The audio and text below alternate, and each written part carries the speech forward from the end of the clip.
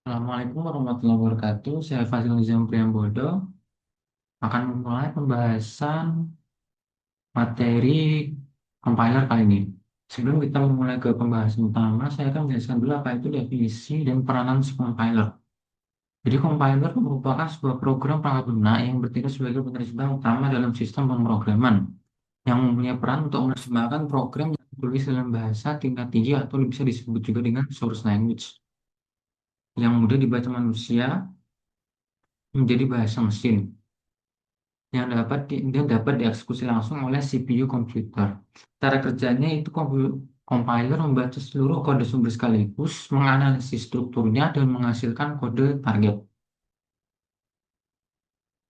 Nah, posisi compiler dalam programming itu kurang lebih seperti ini visualisasi alurnya, yaitu source code, di mana seorang programmer tersebut memberikan input, lalu compiler memproses penerjemahannya, lalu machine code sebagai output yang dapat dieksekusi.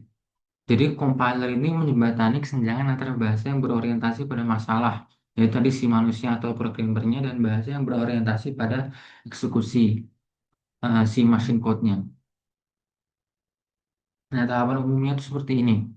Ada 6 tahapan logisnya. Yang pertama yaitu lexical analysis atau disebut dengan scanner, di mana tahapan ini memecah source code menjadi beberapa unit kecil yang bermakna. Lalu ada syntax analysis atau disebut dengan parsing, memeriksa struktur sintaks token berdasarkan aturan tata bahasa atau yang kita kenal sebagai grammar. Lalu pada tahap ketiga, semantic analysis, di mana memeriksa makna dan konsistensi, misalnya memastikan tipe data yang digunakan sudah benar. Lalu pada tahap 4, intermediate code generation, yaitu menghasilkan representasi kode antara yang mudah dioptimasi. Lalu kelima, kode optimization, yaitu meningkatkan atau memurnikan kode antara kode mesin yang dihasilkan lebih efisien dan cepat. Lalu yang keenam ada code generation, yaitu menerjemahkan kode yang telah dioptimasi menjadi instruksi bahasa mesin spesifik untuk arsitektur target. Lalu bahasa sumbernya, definisinya itu adalah bahasa yang pemrograman tingkat tinggi seperti C, Java, atau Python yang digunakan oleh programmer untuk menulis instruksi program yang sudah tadi saya jelaskan. Karakteristiknya yaitu berorientasi pada manusia, mudah dibaca, ditulis, dan dipelihara, abstraksi tinggi dari detail perangkat keras. Nah, di sini saya punya sedikit contoh kode sumbernya, sederhana saja dalam bahasa C,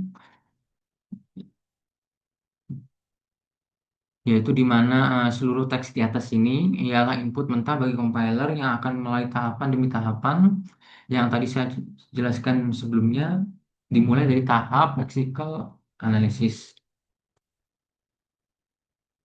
Struktur bahasanya atau yang tadi kita kenal juga sebagai grammar mempunyai konsep di mana setiap bahasa sumber didirikan secara formal menggunakan grammar atau tata bahasa, seringkali dalam bentuk konteks free grammar atau CFG.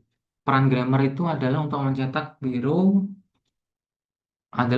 biru struktural yang digunakan oleh tahap parsing untuk memvalidasi dan memahami kode.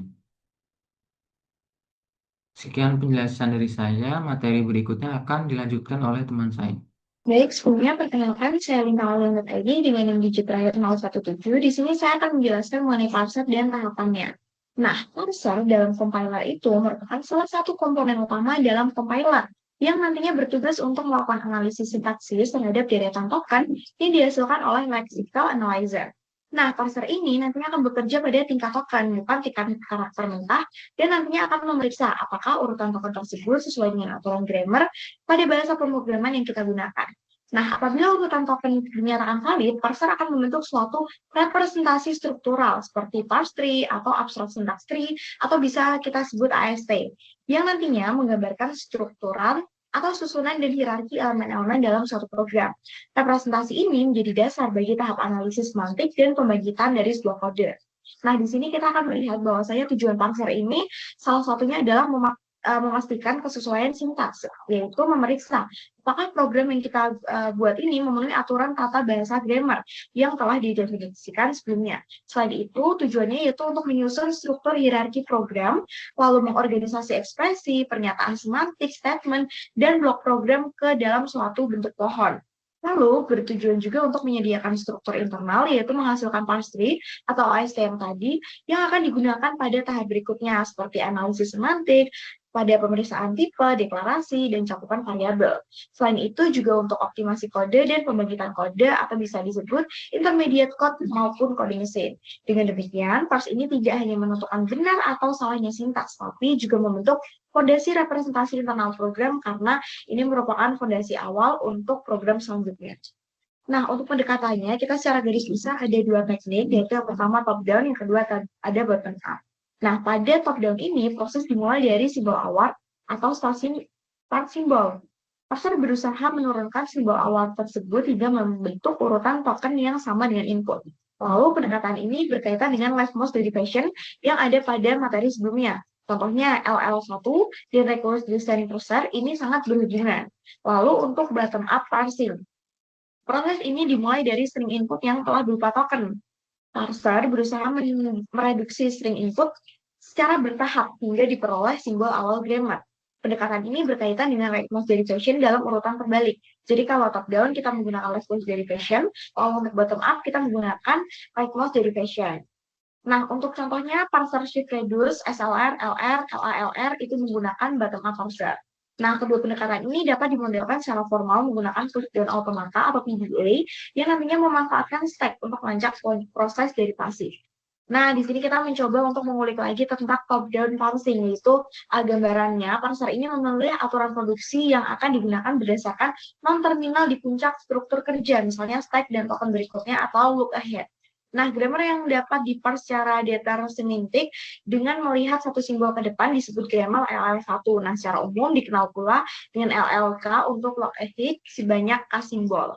Pendekatan ini relatif mudah dipahami untuk diimplementasikan, namun memerlukan grammar yang telah sesuai dengan tidak mengandung ambiguitas, live recursion tertentu, dan sebagainya. Karena kita tidak bisa memproses apabila grammar tersebut ambigu. Lalu untuk bottom up parsing, pada bottom up parsing, parser dimulai dari input yang bergerak maju menuju simbol awal. Parser melakukan operasi shift, yaitu memindahkan token dari input ke stack. Lalu untuk konfigurasi di puncak, stack ini cocok dengan ruas kanan suatu produksi. Parser melakukan reduce, yaitu menggantikan deret simbol tersebut dengan non-terminal pada ruas kiri produksi. Urutannya, operasi shift dan reduce ini mensimulasikan rightmost derivation dalam urutan terbalik. Nah, untuk teknik bottom up ini, khususnya keluarga LR parser, mendukung kelas grammar yang lebih luas dan banyak digunakan dalam compiler modern karena bersifat kuat dan efisien. Jadi untuk bottom up ini biasanya untuk compiler yang modern. Lalu kita akan mencoba melihat tahap-tahapannya dalam parser ini. Yang pertama yaitu penerimaan token dari lexical analyzer, yaitu parser akan menerima urutan token yang telah diklasifikasikan. Misalnya identifier, number, plus, sign, dan sebagainya. Nah, kalau sudah diterima tokennya ini dari lexical analyzer, kita akan mencocokkan urutan token dengan grammar. Parser ini akan memeriksa apakah urutan token tersebut dapat dihasilkan oleh context free grammar atau CFG yang mendefinisikan sintaks bahasa pemrograman yang kita gunakan. Untuk ketiga, kita akan melakukan pembentukan parse tree atau AST. Apabila sintaks dinyatakan valid, parser menyusun pohon sintaks yang mempresentasikan struktur hierarki program. Parse program ini atau parse tree ini mencerminkan seluruh langkah derivasi, sehingga AST merupakan bentuk yang lebih ringkas dan fokus pada struktur yang esensial. Keempat, kita akan melakukan deteksi dan penanganan kesalahan sintaksis. Di sini, jika ditemukan bagian program yang tidak sesuai dengan grammar, parser menghasilkan pesan kesalahan sintaks yang informatif. Dalam banyak implementasi, parser juga menyediakan mekanisme pemulihan kesalahan atau error recover agar proses kompilasi dapat tetap dilanjutkan. Nah, untuk yang terakhir, penyediaan struktur sintaksis untuk tahap selanjutnya ini biasanya hasil dari parsing, yaitu AST atau struktur sejenis, diteruskan ke tahap analisis semantik, optimasi, dan pembagian kode. Nah, di sini ada perbandingan bagaimana top down parsing dan bottom up parsing dari arah derivasinya. Kalau top down ini simbol awal ke string input, sedangkan kalau bottom up ini dari string input ke simbol awal. Untuk kaitannya dengan derivasi, di top down parsing ini menggunakan leftmost derivation, Sedangkan bottom up ini menggunakan rightmost derivation dengan derivasi paling kanan dalam urutan terbalik. Untuk operation utama, ekspansi pada top down ini non-terminal, pencocokan non-terminal.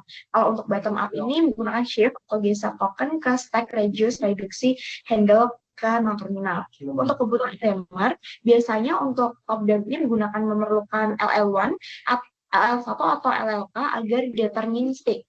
Untuk yang bottom up, ini kita biasanya mendukung kelas grammar yang lebih luas, misalnya LR, LLR. Dan untuk struktur data utamanya, pada top down ini stacknya berisi simbol grammar yang dibangkitkan dari simbol awal atau direpresentasikan state yang diharapkan. Untuk bottom up biasanya stack berisi token dan non-terminal yang telah diproses dan dia direduksi, sudah siap direduksi untuk menuju simbol awal atau state yang sudah kita lihat. Nah, untuk contoh implementasinya pada top-down parser ini, contohnya adalah Recursive Descent Parser atau LL1 Table Parser. Lalu untuk bottom up ini, salah satu contohnya adalah operator precedence, SLR atau LL1 atau LR. Nah, untuk selanjutnya akan dijelaskan oleh rekan saya. Terima kasih. Baik teman-teman, di sini dengan saya Nawal Hanif Tasarie. Untuk yang selanjutnya adalah terkait assembly code dan mesin code. Baik, di sini untuk materinya, keluaran compiler atau assembler code atau mesin code. Di sini apa itu assembler dan mesin code? Untuk mesin code sendiri atau kode mesin merupakan bentuk paling dasar dari instruksi berupa data biner angka 0 dan 1. Instruksi ini yang secara langsung dieksekusi oleh Central Processing Unit atau CPU.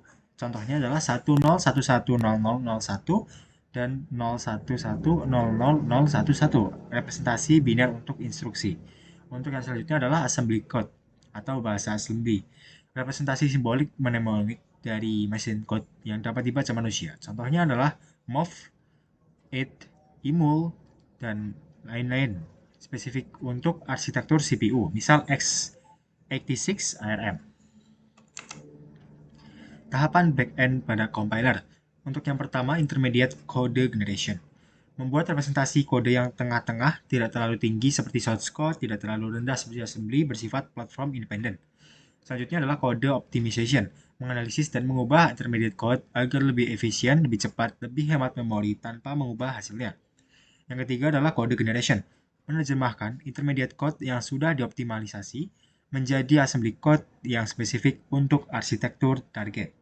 Yang keempat adalah assembly dan linking. Assembler mengubah assembly code menjadi object code biner, linker mengubah semua object code dan library yang dibutuhkan menjadi satu file executable.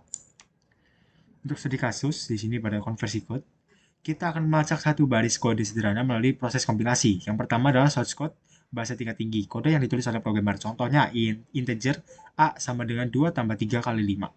Yang kedua adalah intermediate code, contoh 3-address code. Setelah front end atau parser dan semantic analyzer bekerja, compiler membuat representasi abstrak. Prioritas operator kali sebelum ditambah sudah diterapkan.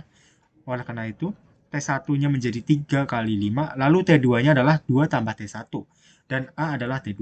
T1 dan T2 adalah variabel temporer yang dibuat compiler. Setiap instruksi hanya memiliki maksimal 3 alamat, 2 sumber, dan 1 tujuan. Studi kasus pada pentingnya optimasi. Sebelum memuat assembly code, compiler akan mengoptimalisasi intermediate code. Intermediate code sebelum optimasi adalah T1 3 kali 5, T2 2 tambah T1, dan A sama dengan T2. Proses optimasi constant folding, compiler sangat pintar. Ia melihat bahwa 3 kali 5 dan 2 tambah T1 adalah operasi pada nilai konstan. 1. Compiler menghitung T1 sama dengan 15. Lalu yang kedua, compiler menghitung T2 sama dengan 2 tambah 15 sehingga hasilnya ada 17. Lalu yang ketiga, compiler mengganti semua menjadi satu operasi A17. Sehingga hasil intermediate code setelah optimasi adalah A sama dengan 17. Studi kasus hasil akhir pada assembly. Sekarang kita bandingkan assembly code yang dihasilkan assembly tanpa optimasi, dihasilkan dari T1 sama dengan 3 kali 5, dengan T2 sama dengan 2 tambah T1, dan A sama dengan T2. Contoh untuk arsitektur x86. Mov AX, 3 itu memindahkan nilai 3 ke register AX, lalu mov BX, 5 pindahkan nilai 5 ke register BX, imul BX kalikan AX dengan BX, hasilnya 15 disimpan di AX, Kemudian ada add AX, 2, tambahkan nilai 2 ke register AX, hasil 17 disimpan di AX, dan move A, AX, pindahkan nilai dari register AX ke alamat memori variabel A. Assembly dengan optimasi dihasilkan dari A sama dengan 17, move A, 17, pindahkan nilai 17 ke alamat memori variabel A. Membedah instruksi untuk contoh yang tadi kita kerjakan. Apa arti dari mnemonic tersebut? Move itu move, yang artinya move A, 17. Tujuannya menyalin data. Salin nilai dari 17 atau sumbernya ke lokasi memori yang diberi label A tujuan. Lalu yang kedua adalah imul integer multiply. Imul BX, tujuan mengalihkan dua bilangan integer. Penjelasannya adalah mengalihkan nilai di register AX dengan nilai di register BX. Hasilnya disimpan kembali di AX. Lalu ada add AX, 2, tujuannya menjumlahkan dua bilangan. Penjelasannya adalah tambahkan nilai dari register AX dengan nilai 2. Hasilnya disimpan kembali ke AX. Register AX, BX adalah lokasi penyimpanan super cepat di dalam CPU. Tabel perbandingan transformasi. Untuk tahap source code-nya sendiri itu ada integer A sama dengan 2 tambah 3 kali 5. Penjelasannya itu bahasa tingkat tinggi, mudah dibaca dan ditulis manusia. Representasi abstrak seperti 3 address code. Lalu yang selanjutnya adalah intermediate code, yang dimana ini menjadi T1 sama dengan 3 kali 5, T2 sama dengan 2 tambah T1, lalu A sama dengan T2. Ini merupakan platform independen. Lalu optimize IC, contohnya adalah A sama dengan 17. Hasil dari constant folding jauh lebih sederhana. Lalu assembly code, move A, 17 juga merupakan instruksi mnemonic yang spesifik untuk arsitektur CPU, target misal x86. Representasi biner dari 0 dan 1 yang dieksekusi langsung oleh CPU. Mesin code, contohnya adalah C7, 05, 1100, dan hexa, desimal, dan seterusnya.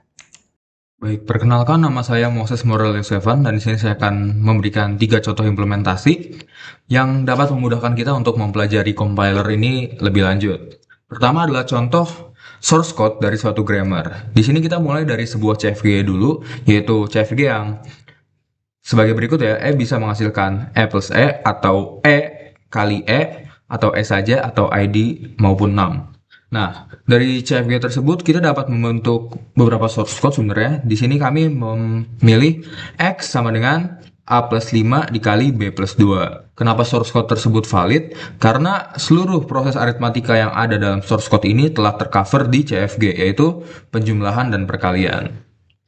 Selanjutnya adalah contoh implementasi dari parser. Kita mulai dari source code tadi, yaitu X sama dengan A plus 5 dikali B plus 2. Source code tersebut dapat menghasilkan beberapa token yang memiliki arti tersendiri dan akhirnya dapat kita ubah menjadi abstract syntax tree atau bisa disebut dengan AST. Nah, AST ini adalah sebenarnya ilustrasi atau alur pengerjaan dari source code itu sendiri ya. Jadi pertama di kiri ini ada X sendiri. Kenapa dia sendiri? Karena dia adalah hasil akhir dari source code ini. Dan lalu ada perkalian. Kenapa? Karena perkalian di sini dilakukan terakhir. Lalu ada plus dan plus untuk mengcover A plus 2 dan B plus 2. Karena keduanya dikurung, maka harus dilakukan terlebih dahulu, lalu baru hasilnya dikalikan dan disimpan ke X. Seperti itu. Selanjutnya adalah contoh implementasi dari assembler code. Kami membuat 2 contoh, yaitu 3 alamat dan 2 alamat. Yang pertama adalah 3 alamat. Pertama ini sama seperti tadi ya. Di sini kita menggunakan T1 sebagai temporary variable untuk menyimpan nilai dari A plus 5. Lalu T2 untuk menyimpan nilai dari B plus 2. Ketika sudah disimpan, kita mengalihkan nilai keduanya dan menyimpannya ke temporary variable yang ketiga, yaitu T3. Dan hasilnya akan disamakan dengan X. Nah, mungkin menjadi pertanyaan kenapa hasil dari T1 kali T2 nggak langsung aja dimasukin ke X. Nah, sependek pengetahuan saya dari assembler code 3 alamat ini ya, jika kita melakukan operasi dari 2 nilai, itu harus disimpan terlebih dahulu ke temporary variable. Jadi, hasil dari operasi T1 kali T2 ini harus disimpan dulu ke suatu temporary variable, baru bisa disamakan dengan X. Seperti itu. Selanjutnya ada versi 2 alamatnya, sebenarnya sama aja seperti tadi ya. Artinya di sini mungkin untuk mempermudah pemahaman, kita ubah menjadi 3 kelompok besar. Nah, kelompok pertama adalah step kita mengeksekusi A plus 5. Pertama kita masukkan A dulu ke R1, lalu kita menjumlahkan nilai yang ada dalam R1 itu dengan 5, lalu memasukkannya lagi ke R1. Maka dari itu, A plus 5 udah ada dalam R1, dan kita tinggal memasukkan R1 ke T1, seperti ini. Selanjutnya adalah sama seperti tadi, kita memasukkan nilai B ke R2, lalu menjumlahkan nilai yang ada dalam R2 tersebut dengan 2, lalu menyimpannya kembali ke R2. Setelah itu, kita memasukkan R2 ke T2. Dan yang ketiga, kita tinggal mengalihkannya ya. Berarti jadi kita memasukkan T1 ke R3, lalu mengalihkan nilai yang ada dalam R3 tersebut dengan T2, lalu menyimpannya kembali ke R3. Setelah itu, maka R3 telah sama dengan X. Baik, mungkin sekian yang dapat saya sampaikan. Jika ada salah kata, kami mohon maaf, dan untuk perhatian dan waktunya kami ucapkan terima kasih.